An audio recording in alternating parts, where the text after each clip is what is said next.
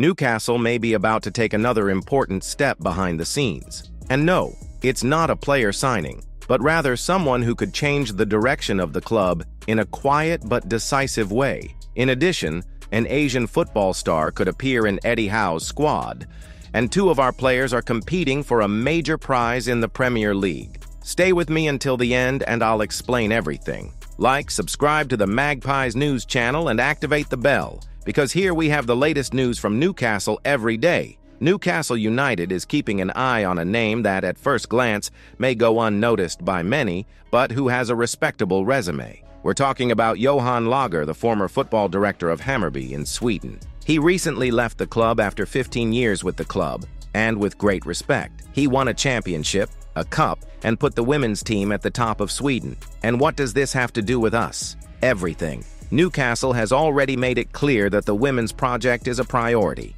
The Magpies team has been growing year after year, and the goal is clear: to reach the Super League and compete for the Champions League, just like the men's team. Johan's name is seen internally as ideal to accelerate this process. Swedish sources guarantee that there has already been contact between Newcastle and Lager. He could take on the role of football director of the women's team, or even something broader within the club structure, collaborating with Paul Mitchell in the sports department. And look how curious. The club recently opened 2 strategic vacancies, one for football director of the women's team and another for executive assistant to the sports director. Coincidence? It seems like the pieces are falling into place. And while Newcastle is working off the pitch, the movement on the pitch also promises to heat up this European summer. The name of the moment is Kim Min-jae, a Bayern Munich defender. Experience in the Champions League? He has it. Serie A title with Napoli? That too.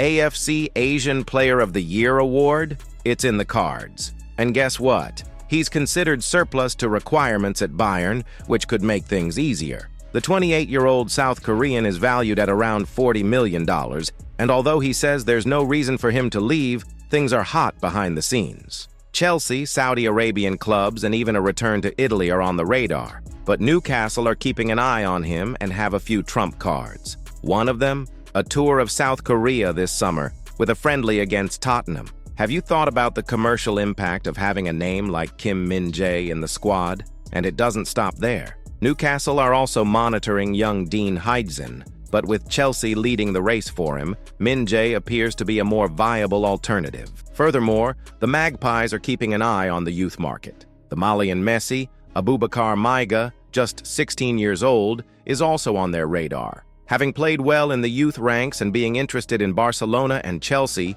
the youngster has yet to sign anything and has already shown interest in playing in England. A golden opportunity to act quickly. To round off this market rotation, Kyle Fitzgerald continues to put on a show in the youth ranks. At just 18 years old, he has already scored 5 goals and 2 assists in 8 games. He even scored against Sunderland in the mini-classic and has been watched by Eddie Howe. Keep an eye on this name, because he could appear in the main squad sooner than you think. And while the board of directors is making moves and the market heats up, 2 players from the current squad are already shining. Harvey Barnes and Jacob Murphy were nominated for the Premier League Player of the Month award in April, and rightly so. Both are flying high in this final stretch of the season. Barnes is in high spirits. 4 goals, 2 assists, and decisive participations in the games that could guarantee a place in the next Champions League. Highlights include the great goal against Manchester United and the brilliant performance against Palace. On the other side, Murphy was not far behind. He has 6 direct participations in goals in the last 6 matches. In addition to opening the scoring against Palace, he was also fundamental against Ipswich, where he suffered the penalty that paved the way for victory. Newcastle continues to move on and off the field, with ambition, an eye on the future, and big names in their sights. Now it's time to make some noise. Comment below which of these news items got you most excited. Johan Lager behind the scenes, Min-jae in defense, or Barnes and Murphy shining? Don't forget to like, subscribe to the Magpies news channel, and activate the bell so you don't miss any updates from our Newcastle United. Until next time.